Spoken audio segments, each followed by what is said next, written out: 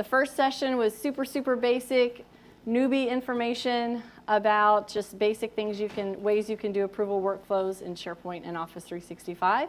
And this one is pretty advanced. This is, hopefully you're already familiar with SharePoint Designer and familiar with just the way the interface looks and getting around in there, because we're going to go into it's a pretty deep dive. So it's kind of hard to call these business track and power user type of sessions deep dives because I'm not writing code or anything, but it's still pretty advanced. There's a lot of logic involved you have to be able to understand.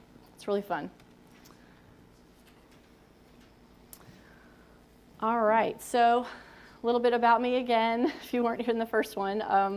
I live in Birmingham, Alabama. I'm Laura Rogers. I'm a Microsoft MVP, and I've written several SharePoint books over the years. I've been using SharePoint for about 12 years or so. My blog is wonderlaura.com, and I'm on Twitter. Here are a couple of the most recent books I've written. The beginning SharePoint 2013 one is the one that we'll be giving away in the booth.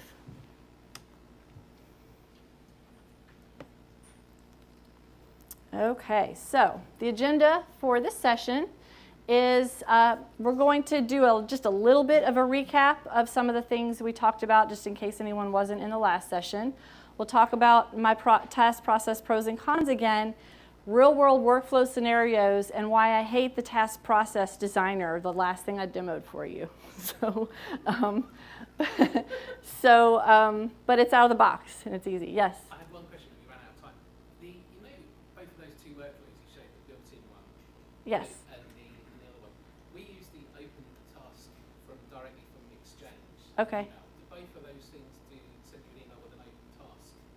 And then you get the pop-up in Exchange to approve or deny or reject it? Yes. So yes, they do. Actually built in Exchange? Yes.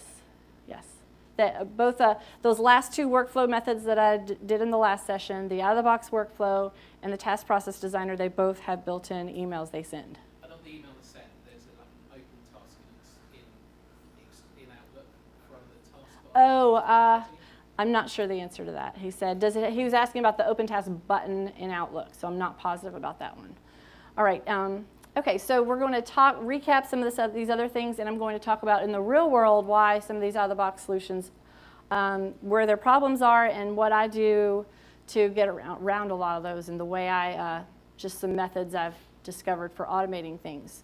So again, this is the HR onboarding scenario that we'll go through. It's a process that I created myself, and I made my own requirements. So someone submits a new hire form, the hiring manager approves it, then 3 different people have to do different things. HR sends a welcome packet, IT creates a user account, their phone gets set up, then if they're in IT, the security department has to do they have to set them up for security, and then HR approves it, and then the employee goes through orientation.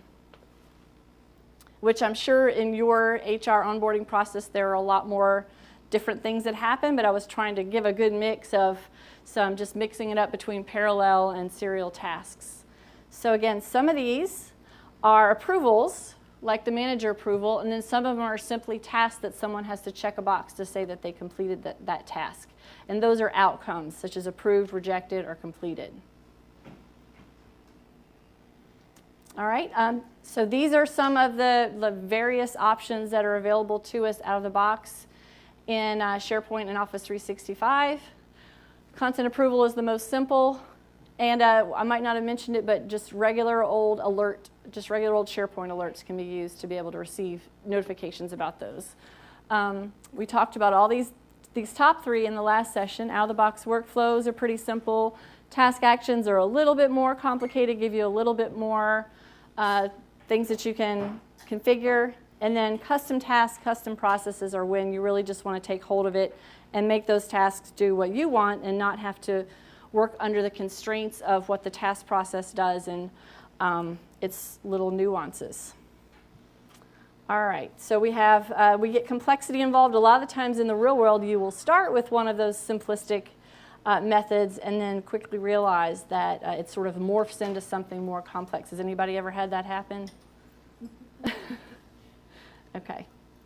All right, so What I use, here's this sort of secret sauce, is in a SharePoint Designer workflow, I don't use the task process designer, those 2 task actions that I showed you. I use the create list item action, and I create a task that way.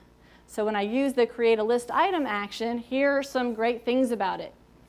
All the fields in that task are configurable. I can set every field to the exact thing that I want it to, what that value needs to be in that field, not just the title and the due date and who it's assigned to, etc. So all of them are configurable. You can do a lookup. So that's what I love to do, is if I have an HR new hire form and I have a task list, I will do a lookup in the task list to the associated HR, new hire that that task is associated with.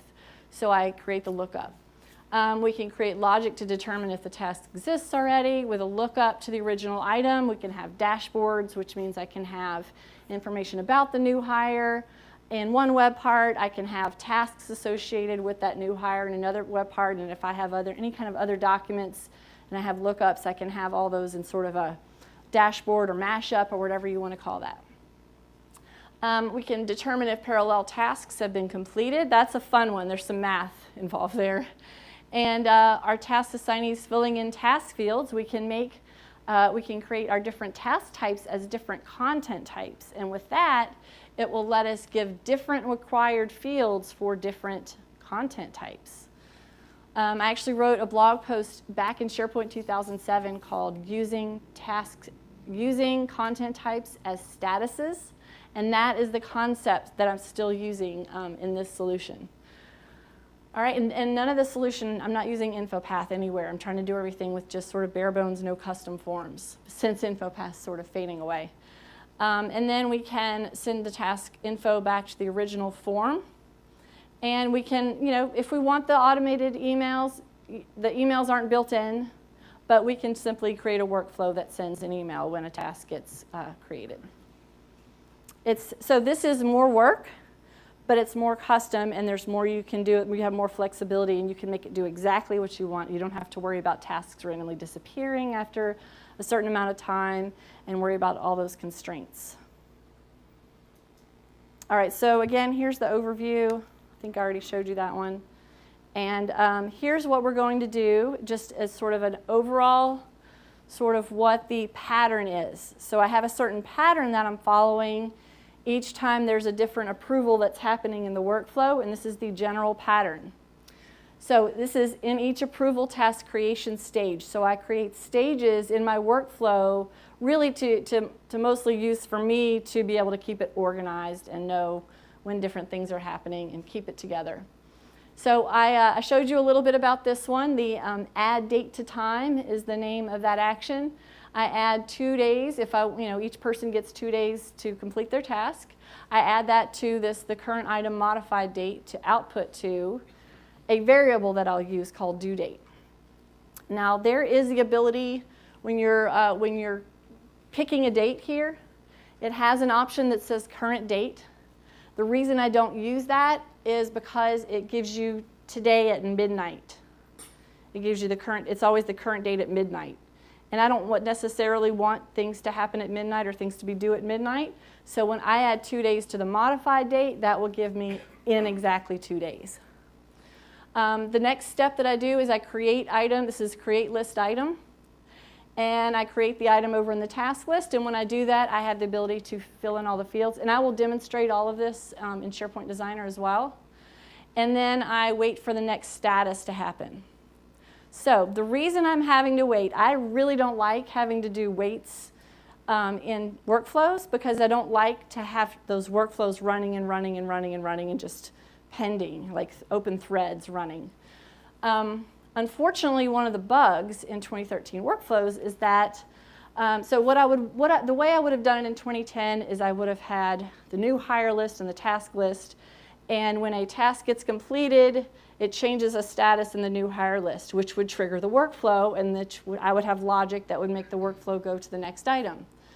Unfortunately, when a workflow change triggers a change in an item in 2013, it does not trigger the workflow to kick off at all. So it's kind of a bummer because I used that a lot in 2010. So unfortunately, the way I get around that is I wait for the next status. That way, in my task workflow, when the task workflow writes over to this new hire list and tells it what the next status is, then the workflow can move on. So the gist of all this is that I have two lists, new hires and tasks, and both of those lists have workflows running on them, and they're sort of taking turns going back and forth. So this workflow runs and assigns a task. It waits. The task gets completed. The task changes the item to the next status. The workflow runs a little bit more. It assigns a task. When that task gets completed, that task workflow writes back to the original item, which goes to the next status, etc. So that's the pattern, is there's two workflows taking turns. So the next thing that happens is I'm going to look at the outcome. So in the last session I mentioned what a variable is. A variable lets you temporarily store information in the workflow while it's running. It's data that's being stored in there. So this is where I'm going to use that data to determine what to do next. If the task outcome equals approved, go to whatever the next stage is. So it might be manager approval, it might be CEO approval, whatever your workflow stage is. Otherwise, I've created a stage called rejected. And then that's the great thing about 2013 workflows is that you can do go-tos and jump around in the workflow. It's pretty awesome. So I have a stage that I've called rejected, where I simply have it sending an email telling someone that their item was rejected. All right, so that's the start of the pattern here. Now the GUID. So let me show you, let me go back one screen real quick and show you where that was in this other screen. See right here?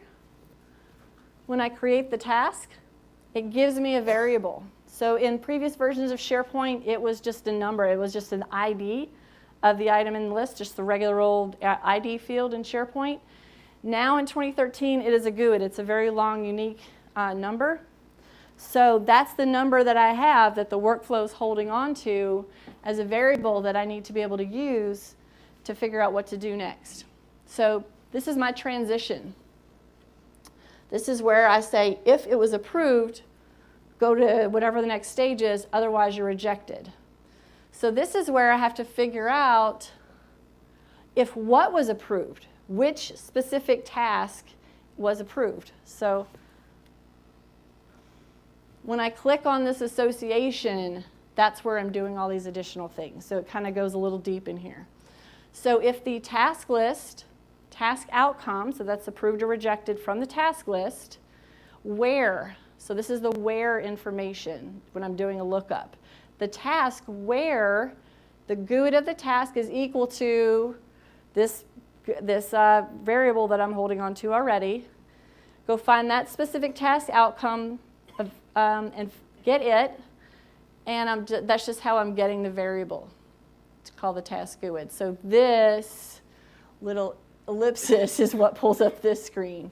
So basically, where that specific task, where the GUID is equal to the value I already have in the workflow, and just find out if it's approved or rejected. Make sense? Any questions? Yes? So you mentioned that you've got the go-to now. Uh-huh. Is it something really close to the state machine that you had within the studio, where you can send it backwards? That's a great question. He said you have the go-to now. He said, is it getting closer to a state machine workflow like in Visual Studio where you can send it backwards? The answer is I've never used Visual Studio. I'm not a developer, and I don't know what a state machine workflow is, but I do know that you can go backwards. But yeah, and you get a book. That was a good question. All right. All right, so here's the whole, most of this session is the demo part. All right, so I'm going to step through the workflow. So this is my onboarding site that everyone goes to, and I built this out like a custom business solution. Everything on this whole site is our onboarding process with all the different pages and forms and dashboards and things. So I have my little promoted links list here where I can go fill out a new hire form. I'm going to hire my husband. You guys might have seen him walking around here with me. I'll say he is in the IT department. He's a Citrix administrator, by the way, so I'll make a Citrix administrator. And blah, blah, blah, phone number. Let's see. Just fill out a few of these things just for fun. And who's the hiring manager? That's a required field. That's me. Haha. And then I can say whether he's executive or corporate or operations. I'll go ahead and say that he's an executive. Very fancy. All right. So now I went ahead and filled it out. So now he is in the system and the workflow is started. So I can go to this. This in progress is just my new hire list. It's just a view of the ones that haven't completed yet. They're in progress. So what start part of the process am I in? I'm in manager approval. So in 2013 workflows, whatever you name your stages, it will actually show the name of that stage here. So by default, it just says stage 1. So you might want to make it something nicer so they don't all say stage 1 there. So I can see here what stage it's in. And I know that a task got assigned. I'll go ahead and I created this dashboard using, there are a couple of different terms that Microsoft uses for it. Sometimes they call it a quick step. Sometimes they call it a custom action, but basically I've created this little custom button here that takes me to the dashboard for this specific new hire. And I wouldn't be able to do this if I use the task process designer because I've got a lookup and I've got a unique ID for that new hire. And this is one of the parts of this process, this dashboard, that is kind of secondary to the workflow part that we're doing, but it's still pretty cool. So I just want to throw it out there that I have actually recorded, and I might have mentioned this a few minutes ago when only some of you were in here. I recorded 6 or 7 hours of me building this whole thing from scratch, just from an empty website, and doing all the content types and everything. So I know this session's only an hour, but this is just a very quick synopsis of that 6 or 7 hours. We have it's on YouTube, and I blogged about it, and I'll give you the link at the end of the slides. But it is all out there if you wanted to do more of a deep dive into this stuff. So I'm not going to go too much into the dashboard because I'm trying to focus on the workflow. So he gets a task assigned to him. He clicks a pretty little approve button, and then I'm going to simply refresh this dashboard and see what happens next. So the 3 parallel tasks got assigned all at the same time. Someone has to go create a new account. So this is assigned to, this is assigned to a SharePoint group I created called IT Create Account. And in this task type, I actually have the new hire account is a required field. So I have to have created his account already, or else I can't complete this task. Because it's a people picker, it's making me pick that. So I put his account in there, and I even have a little web part down here that I was playing with before we started it's not showing the right person in there though.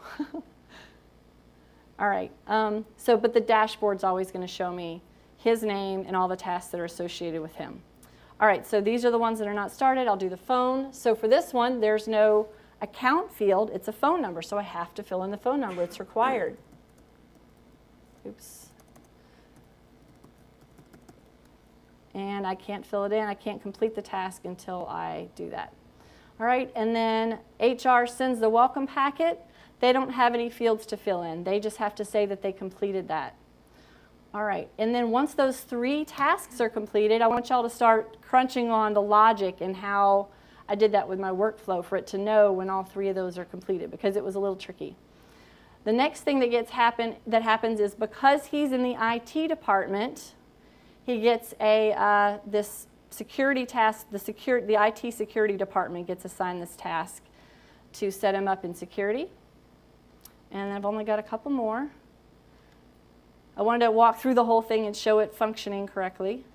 And you'll notice that, just real quick, let me point this out. All these tasks, since I assigned him as an executive in his new hire form, I made the workflow automatically put the priority as high for all of his tasks, and I'll show you that logic as well. So this is HR approval. They're going to approve it, and I'll refresh that, and people, of course, will receive emails along the way. And then this one gets assigned to whoever the new hire is that he needs to go to orientation. And then complete it saying that he went to orientation. And then the whole thing is done.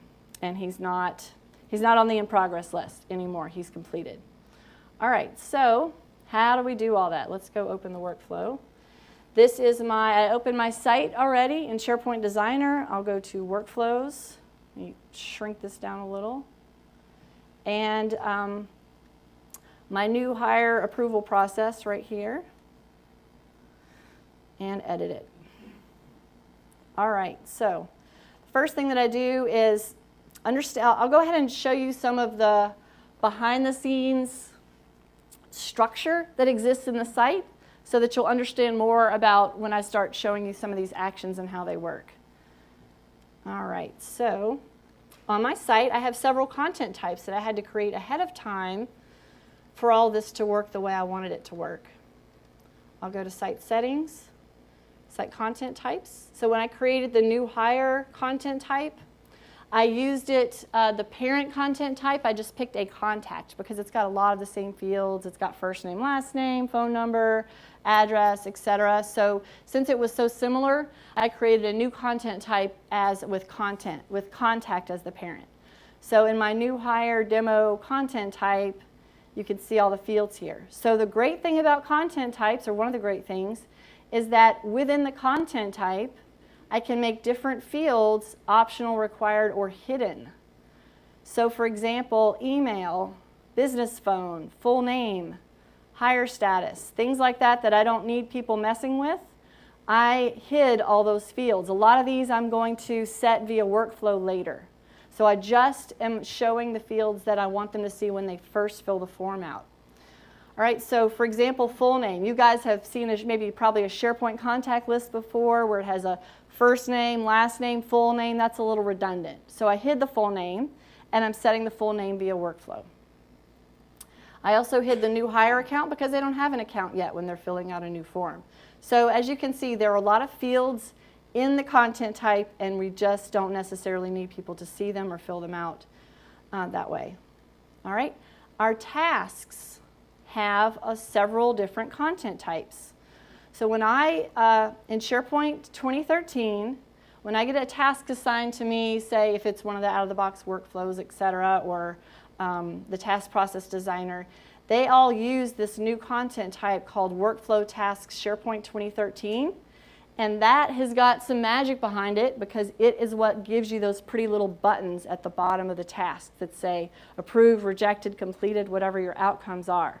If you don't use that content type for your tasks, it won't give you the buttons. They'll have to actually change the status themselves and have a couple of fields that they have to mess with. I'm so thirsty. All right, so I created several custom task content types. So but I use this workflow task as the parent. And also something that I discovered by trial and error is that in the tasks, there are a lot of fields. Some of these are really annoying. They're things that people never fill out, like predecessors. I don't hardly ever see people using that. Some people don't use priority and things like that, and you want to just hide it from the task.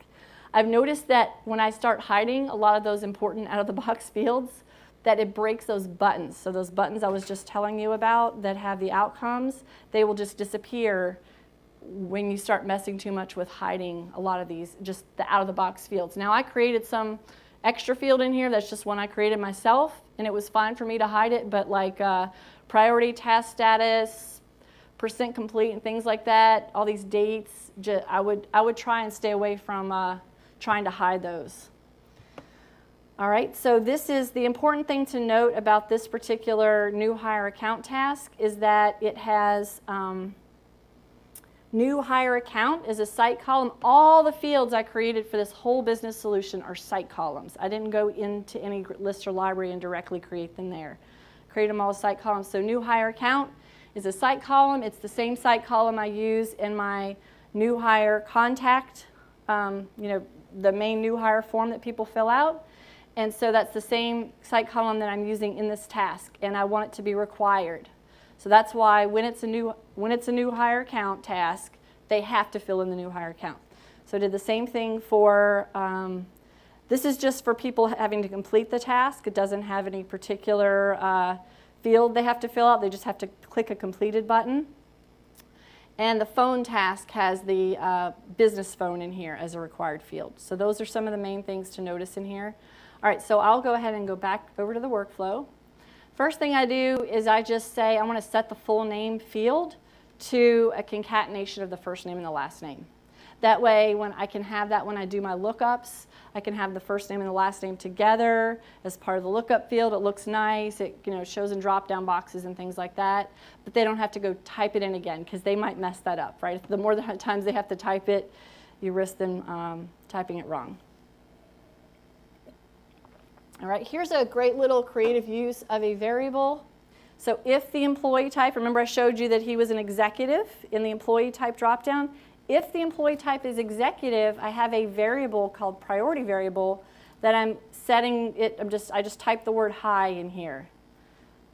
All right, otherwise just set it to normal. So I'm going to use that variable in all the tasks. Did somebody have a question? No? All right. All right, and then I'm just logging. Like I mentioned a little briefly at the end of the other session, I like to just use the log action a lot just for troubleshooting, so I'll know when I'm looking at the status of the workflow what the heck is going on in there. Laurel, yes? Do you have the same 60-day retention as you would get with the other?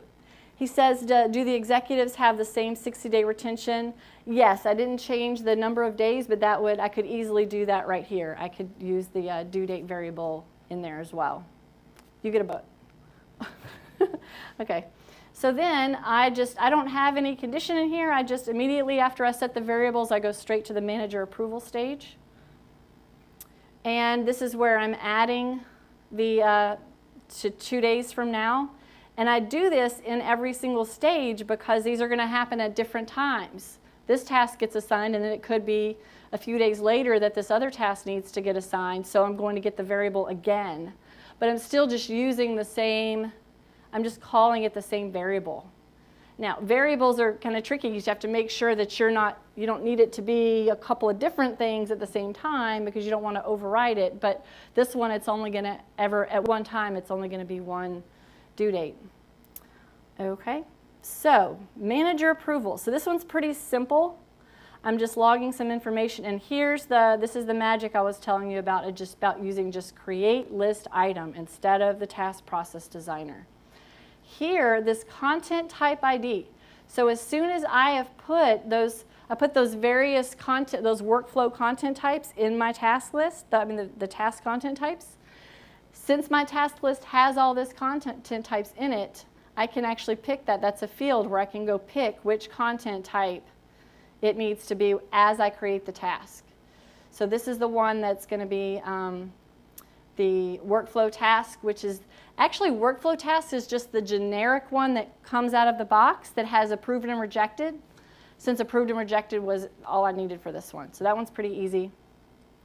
Give it a task name. I say approve new hire, and I put their full name in there.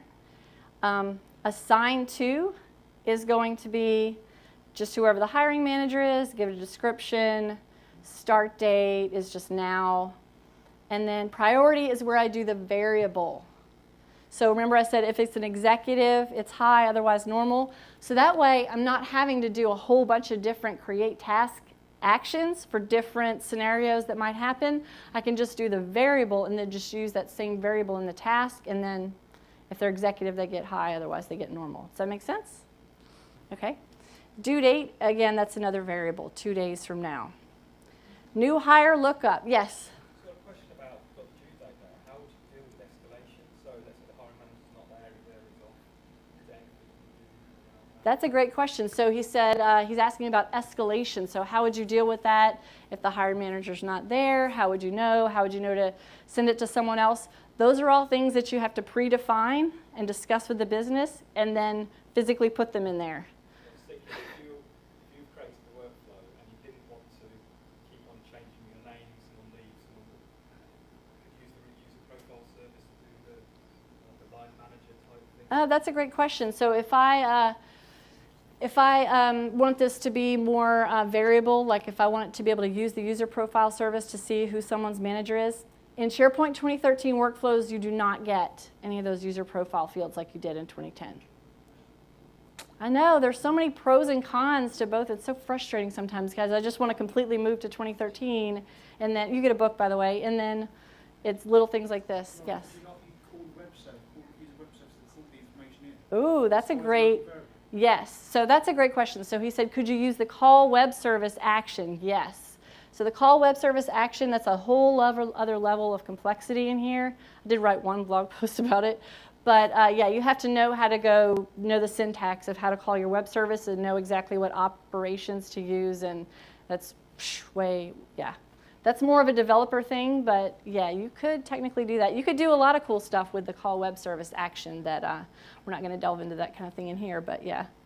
Then this one is an important one. In the task list, I create a lookup field called new hire lookup. And I'm setting this new hire. Anytime you're setting the value of a lookup field via workflow, you're just setting it using an ID. So I set the value of the lookup field to the ID of whatever the current new hire is. Okay. All right. And then that's what allows me to do the dashboards and have all that, have that relationship. All right, and then here's where I wait. So here's where I want to go over. Remember the workflows are running in tandem and they're taking turns. So I'll go over to the task completed workflow. So now a task has been assigned. So now I'm going to say, let's go ahead and say which task was it, and according to what task it was, do a certain thing. So first of all, I want to see, you can do conditions inside of the transitions here. So the very first thing I'm doing is saying, if it's completed, go to the completed task. Otherwise, just kill the workflow. I'm not interested. I don't need to do anything yet until it's completed. All right, so I go to completed tasks here. I have put an app step in here. App step is sort of the equivalent of an impersonation step in 2010, so that whoever's running the workflow, maybe if they don't have access to write to that list, the workflow will be able to write to that list. So if the current item task name begins with approved new hire, that's going to be that very first one that gets assigned, then what happens? So that's where it's going to go right back to the other list. And I'm simply saying the hire status is now onboarding in progress. And that's what the other workflow will use to move on. So hire status, I'm just setting it to onboarding in progress. And this is where the relationship is, where the ID of the new hire item equals this lookup field in this list. So that's how every time something happens in a task, that's how you're knowing which new hire it goes with. All right, and then that's all I'm doing. I'm updating it and then logging it. So that's that very first thing that just happened. And then once that happens, then the workflow, see it says wait for hire status to equal onboarding in progress. It's very logical. It's just going back and forth. Now the next part with the 3 parallel tasks, that was actually a little trickier. So first of all, I'm just saying if it was approved, go to 3 parallel tasks. Otherwise, go to my stage called rejected. Yes? I think I asked this question in the previous session about calling other workflows. With the onboarding pack generate, that be a point where you can insert call from another list workflow to, for example, automatically generate the work on pack based on the company's template, populate the document into the document wait to send, for example. Would that be where you would call it, or would you call it somewhere else, or perhaps earlier on? That's a great question. So he said he's asking about the actions to call another workflow. It kind of depends on what you're trying to do. A lot of times I try to avoid having multiple workflows because of just conflicts that can happen between them while they're running at the same time, etc. I usually try to just do everything within conditions in the same workflow. So I'll have a workflow maybe that runs when an item's created, and then a workflow that runs when the item gets changed, and just have all the if-then stuff that happens.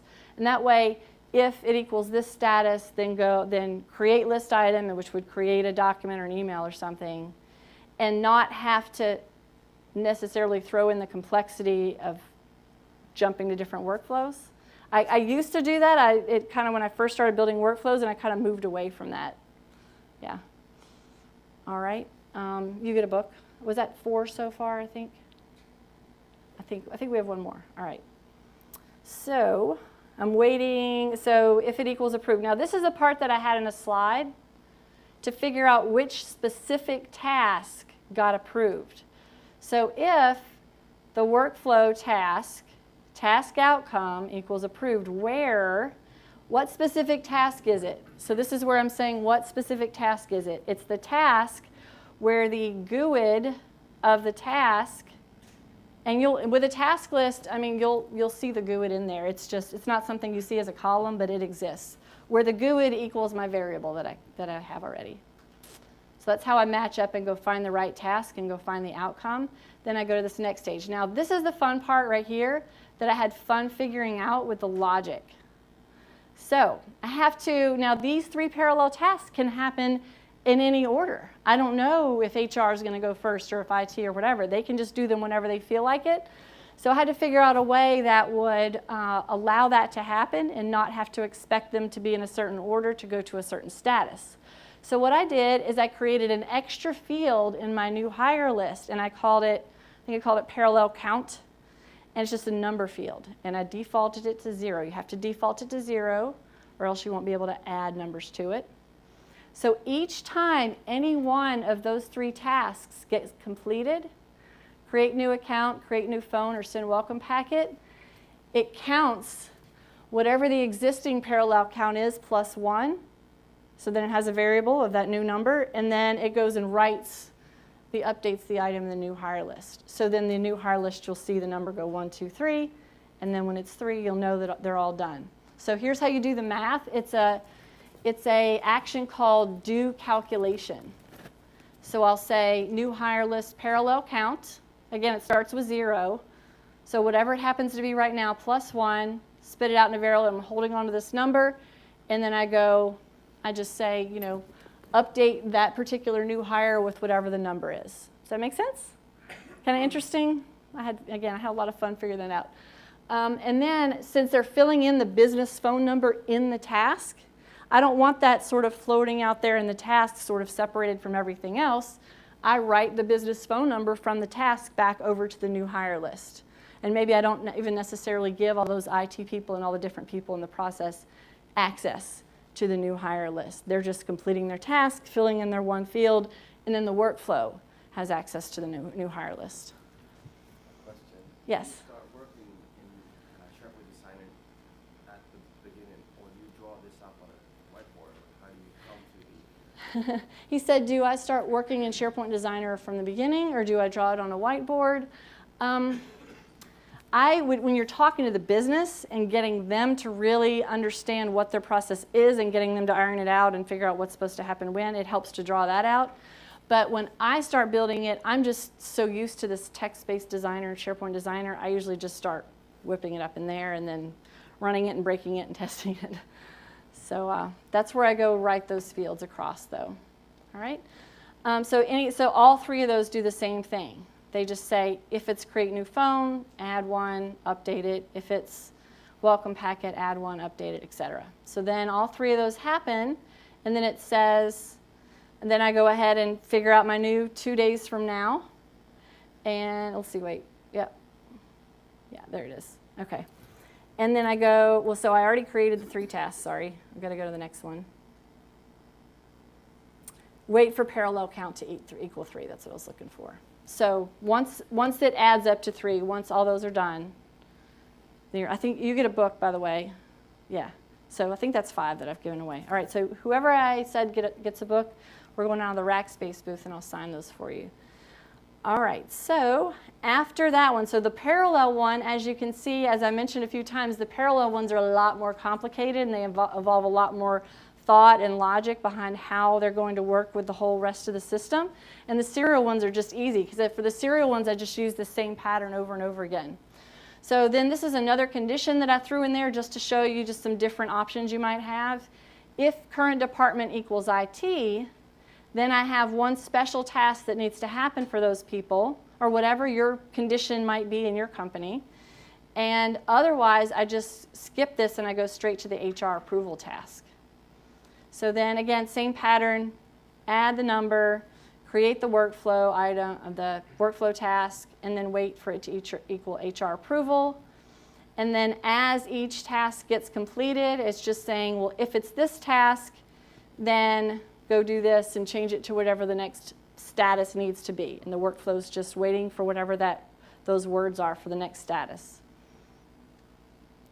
All right, and then the next one says, if it begins with go to orientation, update the item in the new hire list. So I think, so then once the once the orientation task gets completed, then the whole new hire status equals completed, and then the whole thing is finished. So then we go, it is so hot in here, oh my God. All right, so here are a couple of the other things that I did. I created a stage called completed. So all I did in here was I just logged that the whole process is completed, but this is where you would probably be sending an email or whatever you want to do. Send an email to the new hire, send an email to their manager, just notify somebody that the whole thing got finished and they are approved now. And then for the rejected stage, whenever somebody was rejecting something at any point, I was just jumping them down here. And then that's where you would probably be sending an email to someone letting them know that the person got rejected. And maybe you could say, I'm about to pick up this whole bottle. Maybe you could say whoever the modified by person is probably the person who rejected it. So that's something that you could put in emails.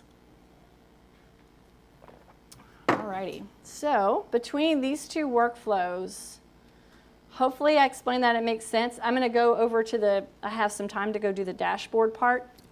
Does anybody have any questions about some of this logic? Yes? Can I just ask you about your where until? Okay. Where until element? Does this workflow run when something's created and modified? If so, can you just have a if status equals this, then do this? That's a great question. Yes. Exactly. So he asked me why we have it waiting and running, as opposed to just having logic saying if it's this status, then do this next thing, and just have it run whenever it gets changed. So in this case, I have it so that it runs only when the first item first gets created, and it just keeps running the whole time.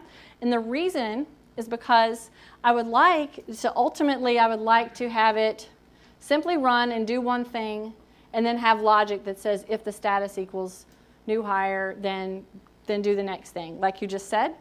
But unfortunately, when I complete this task and it goes and updates the item in the new hire list, in 2013 workflows, it will not trigger the new hire list workflow to run on change. Yeah. Yep, it's unfortunate, I know. So I totally agree with you. I don't like to leave them running, but that's why we had to do it that way. Yeah. All right, any other questions about that logic? Does anybody have ideas or maybe systems that you'd be able to do some things like this in, or getting requests in for those? Yes? Following on from that last question, there's a change that's been made whereby you can't wait for a status change. It's just sitting there running. Does that have any impact on system performance? Great question. So she said, does it have impact on system performance when the workflow is just running and waiting in progress?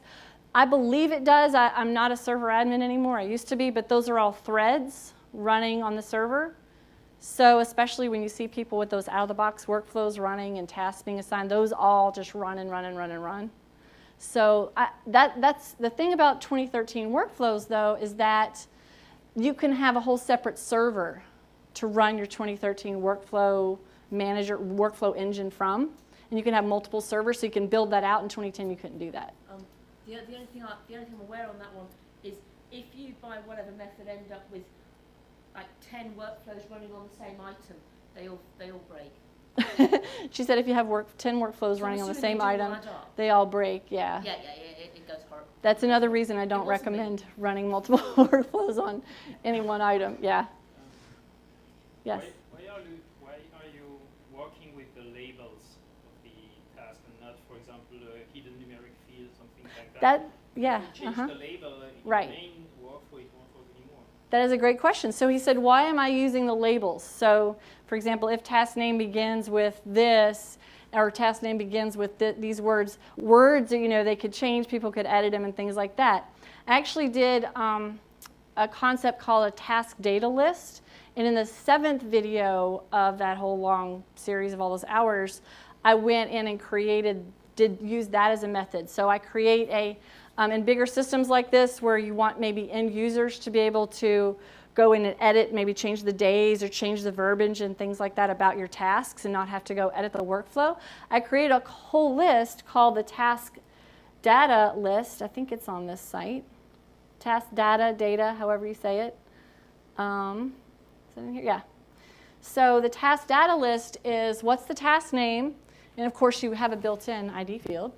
You have the number, however many hours people get to complete that task instead of days, because some people need to have shorter amounts of time. And then the description, what department it's associated with. Sometimes I'll have like an email verbiage column in here. So that way I can let the business go and change some of the stuff if they need to, which would apply to workflows going forward. And then when I'm in the workflow, when I'm creating the tasks, I'm simply going and tapping in. I'm just saying this is what the task data ID is for, say, manager approval. It's 1. And I'll go and get the information where the ID equals 1 when I'm doing the due date and doing the description and the title and everything. Yeah. Yep. Yes? Coming back to that workflow and waiting, if you restart the server, do all the waiting workflows go back to being waiting, or do they just stop?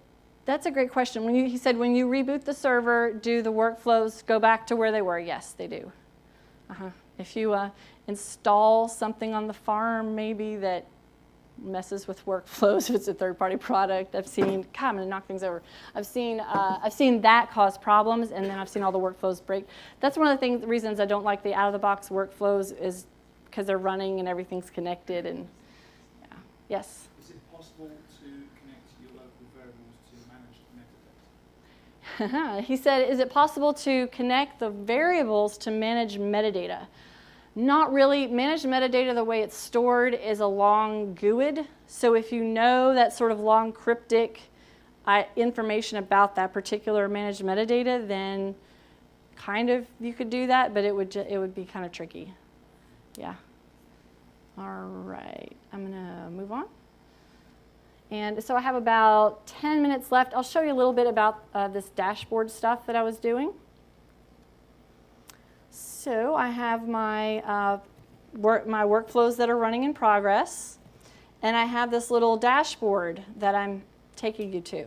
So this dashboard is simply a SharePoint page. So I went to my, let's see, where is it? Page, edit page. I just want to see where it is real quick. I think it's in my site pages. Oh, I created a new library in my site, and I just called it dashboards. So site contents, I just created just a document library and called it dashboards. And then when I created the library, and I'll just show you real quick what that looks like so you can see what screen I'm referring to. When I created the library, I chose web part page as the template. I don't like wiki pages. They drive me nuts. And things randomly disappear. So I wanted to create a library where just everything was a web part page, and I can create my dashboards in there. And the good thing about 2013 is even with web part pages, you don't lose the quick launch like you used to with previous versions. He's all excited. Yay! I know, that's good. So I created the document template. The template is a web page for those. So it's a document library called dashboards. I created one item in there, and I simply put new hire list and workflow tasks are the two web parts. Now the way I did this is going to be using a query string. So I have a query string filter web part on this page. I did a whole SharePoint Power Hour about query string filter web part, about all the filter web parts as well. I think I have that on here. Anyway, my query string filter web part is on here. So basically, when I go to this dashboard, I will first start with one over here and go straight to my dashboard. So if I look at my URL, it's hire equals 12. So my query string is hire. So hire equals 12 shows me Jeff Taylor and everything related to Jeff Taylor.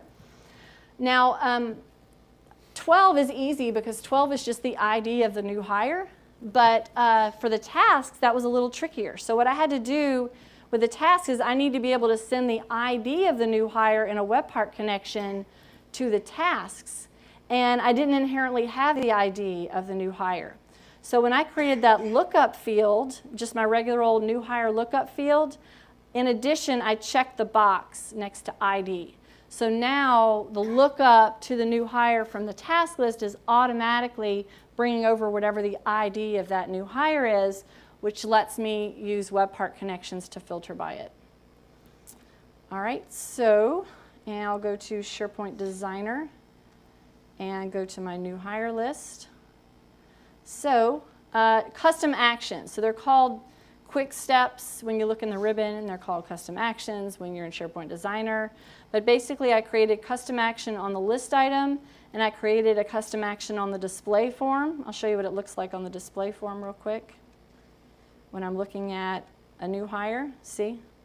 Pretty little button to go to that dashboard. So that's right here. And the trick is to have that ID equals to be able to use that to send them to my dashboard. So I have, for my custom action, I have navigate to URL, and here, hire equals, and I have item ID. How did I know item ID? The only way I knew was because I saw this example that was already here that had item ID in brackets. And I looked it up, and I tried to Google and Bing and look up to see if there were other ones, and no other ones seemed to exist except for the ID. So, okay, I'm using the ID. All right. So I used item ID, and I just took them to that specific dashboard that I had created with hire equals and that number. And then I just pointed to some pretty little icons that I wanted to use, et cetera. But that's how I created the list item menu that says dashboard and the display form that says dashboard. I have a couple more slides. Any questions about the custom actions? Cool. Sometimes I get to those in this presentation, sometimes not, because there are a lot of questions. So at which point was the dashboard created? Is it part of the workflow step to create the dashboard? The dashboard is not related to the workflow in any way. He said which part of the process was the dashboard created. The dashboard was just part of me sitting down and building all the lists and libraries and content types. I think I probably did it before I did the workflow. So the dashboard's just one page. It doesn't get created. It's not a new page each time. It's just dynamic. All right. Okay. So here is, again, my blog, wenderlaura.com/presentations is where I put a zip file of the actual workflows. I hit export to Visio on those and put them in a zip file. And then 6 hour, and I added that 7th hour later, that one I was talking about. And then it's youtube.com/SharePointRax. Again, it's every Wednesday. It's 5 p.m. here, and it's 11 a.m. where I live. And then our playlist, let me go back one more. I have the playlist of just those HR onboarding ones. They're in their own playlists on there. All right, let's see.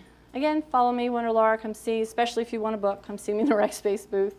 And then come to our free SharePoint Power Hour. Thanks.